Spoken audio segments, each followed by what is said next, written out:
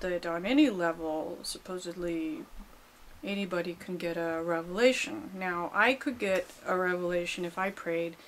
I could get a revelation, but it would only be about something that would be applicable to my life.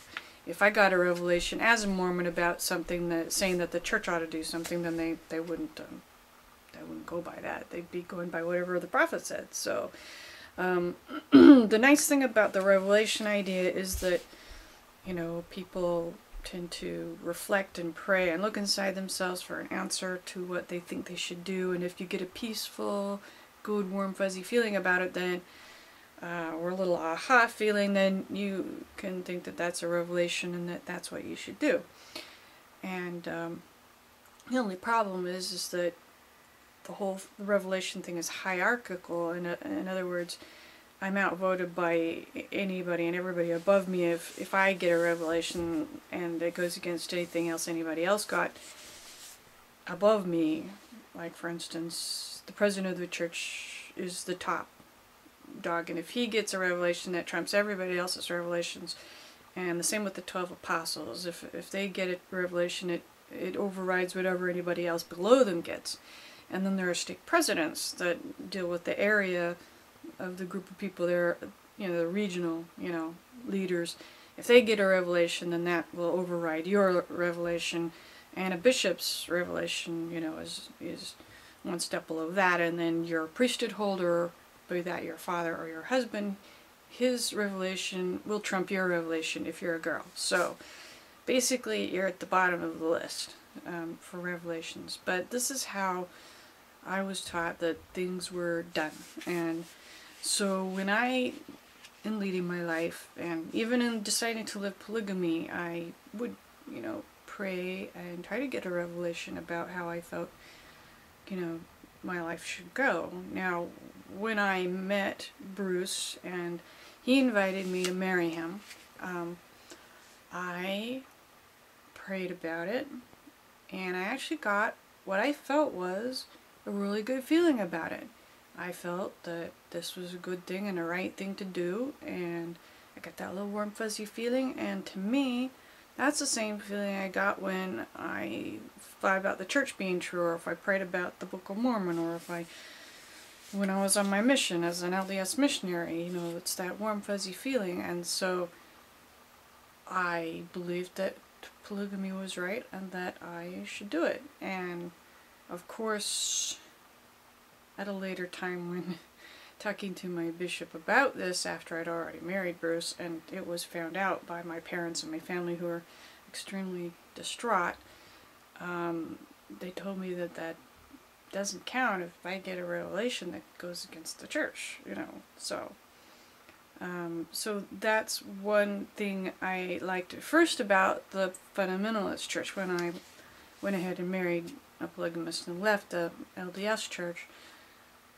to me it seemed I had more freedom in that my revelations were back on the top, you know. In other words, I could get a revelation and it counted for something. I didn't have to go by whatever whoever was in charge said. But that changed later, as we saw, as we went down the road of fundamentalism, because whoever the prophet of whatever church it is always the top dog. So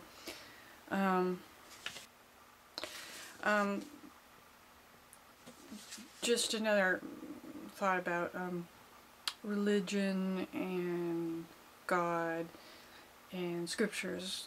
I was a very literal person most of my life, and when I was growing up, I took religion extremely literally. I took all the scriptures very literally, and you know, when they say God's, you know, God's out there, or there's angels watching you, or Jesus Christ is coming back, I took it all very literally, more so than my family and my other friends and in the church.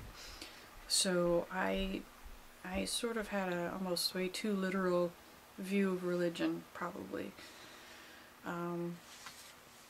And as a missionary, I know I went on an LDS mission to Taiwan for a year and a half, and while I was there, you know, when Mormons say they know the church is true, you know, they always say that they know it beyond a shadow of a doubt.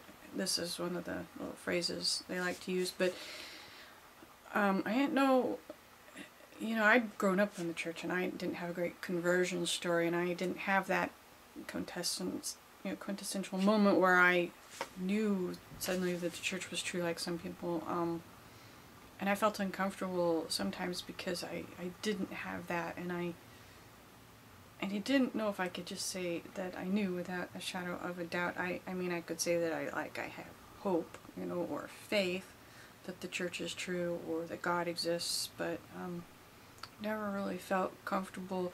I mean, I fasted and prayed on my mission, and I felt sort of a warm and fuzzy feeling about it, so I felt that this was true, and but it was the same sort of warm and fuzzy feeling I got later when I thought I should become a polygamist. Sometimes I think you just get that warm fuzzy feeling when you pray about something that you kind of want to do anyway. So on my mission I did have some struggles with this idea of the absolute, you know, belief in the religion.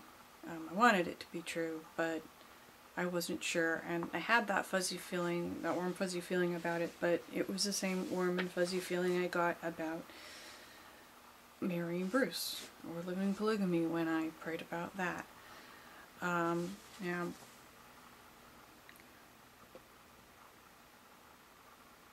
okay, and moving on to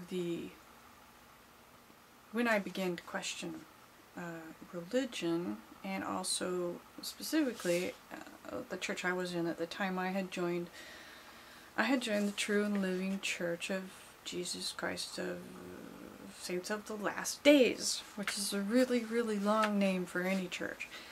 And this was led by Jim Harmston, and it was in Manti, Utah.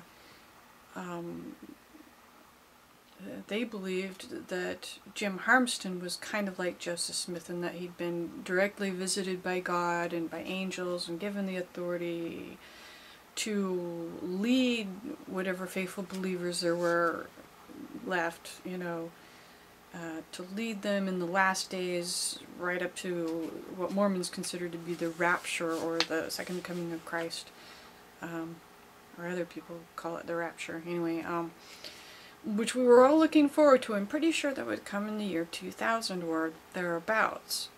This was all prior to the year 2000 that I joined this.